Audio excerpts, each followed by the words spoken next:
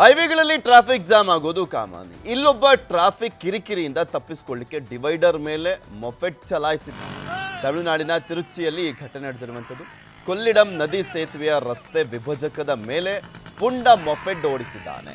ಇದನ್ನ ವಿಡಿಯೋ ಮಾಡಲಿಕ್ಕೆ ಮತ್ತಿಬ್ಬರು ಒನ್ ವೇನಲ್ಲಿ ಬೈಕ್ ಚಲಾಯಿಸಿದ್ದಾರೆ.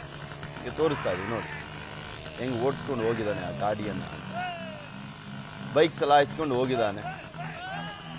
ಅಲ್ಲಿ ಅಂದರೆ ಇದು ಸ್ಟಂಟ್ ಮಾಡೋ ಲೆವೆಲ್ಗೆ ಹೋಗಿರುವಂಥದ್ದು ಅವನು. ಯಾಕೆಂದರೆ ಈ ಕಡೆ ಜಾಗ ಇದೆ, ಅಷ್ಟಿದ್ರೂ ಕೂಡ ಆ ಡಿವೈಡರ್ ಮೇಲೆ ಓಡಿಸ್ಕೊಂಡು ಹೋಗಿದ್ದಾನೆ.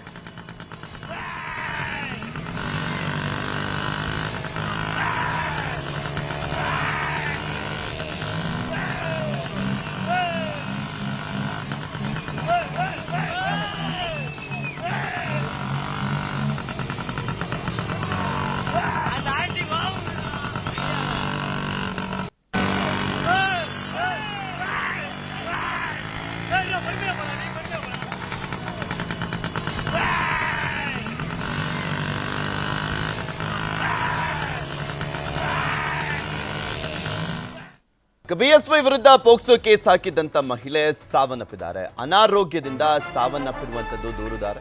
ಹುಳಿಮಾವು ಬಳಿಯ ಖಾಸಗಿ ಆಸ್ಪತ್ರೆಯಲ್ಲಿ ಸಾವನ್ನಪ್ಪಿದ್ದಾರೆ. ಬಿಎಸ್ವೈ ಮಾತ್ರ ಅಲ್ಲ, ಸುಮಾರು 40ಕ್ಕೂ ಹೆಚ್ಚು ಜನರ ವಿರುದ್ಧ ಇವರು ದೂರನ್ನ ಕೊಡ್ತಾನೇ ಬರ್ತಾ ಇದ್ರು. ನಿರಂತರವಾಗಿ ಸಾವನ್ನಪ್ಪಿದ್ದಾರೆ. ಆ ಮಹಿಳೆ ಉಸಿರಾಟದ ತೊಂದರೆಗೆ ಒಳಗಾಗಿದ್ದಂಥ ಮಹಿಳೆ, ಚಿಕಿತ್ಸೆ ಫಲಿಸದೆ ಆಸ್ಪತ್ರೆಯಲ್ಲಿ ದೂರುದಾರೆ ಸಾವನ್ನಪ್ಪಿರೋದು. ಬಿಎಸ್ವೈ ವಿರುದ್ಧ ಪೋಕ್ಸೋ ಕೇಸನ್ನ ಹಾಕಿದ್ದಂಥ ಮಹಿಳೆ, ಇವರ ಮಗಳ ಮೇಲೆ ಲೈಂಗಿಕ ಕಿರುಕುಳ ಕೊಡಲಾಗಿತ್ತು ಅನ್ನುವಂಥ ದೂರನ್ನ ಕೊಟ್ಟಿದ್ಲು ಈಕೆ ಇದೇ ರೀತಿಯಾಗಿ ಇನ್ನೂ ಸುಮಾರು 40ಕ್ಕೂ ಹೆಚ್ಚು ಜನರ ಮೇಲೆ ದೂರನ್ನ ಕೊಟ್ಟಿದ್ದಂಥದ್ದು. ಸೊ ಅದರ ವಿಚಾರಕ್ಕೆ ಸಂಬಂಧಪಟ್ಟಂತೆ ತನಿಖೆ ಕೂಡ ಆಗ್ತಾ ಇತ್ತು. ಅವತ್ತು ಗೃಹ ಸಚಿವರು ಕೂಡ ಮಾತನಾಡಿದ್ರು. ಒಂದು ರೀತಿಯಾಗಿ ಮಾನಸಿಕ ಅಸ್ವಸ್ಥತೆ ರೀತಿಯಲ್ಲಿ ಕಾಣಿಸ್ತಾ ಇದ್ದಾರೆ ಅಂತಲೂ ಕೂಡ ಹೇಳಿದ್ರು. ಆ ಮಹಿಳೆ ಈಗ ಸಾವನ್ನಪ್ಪಿದ್ದಾರೆ.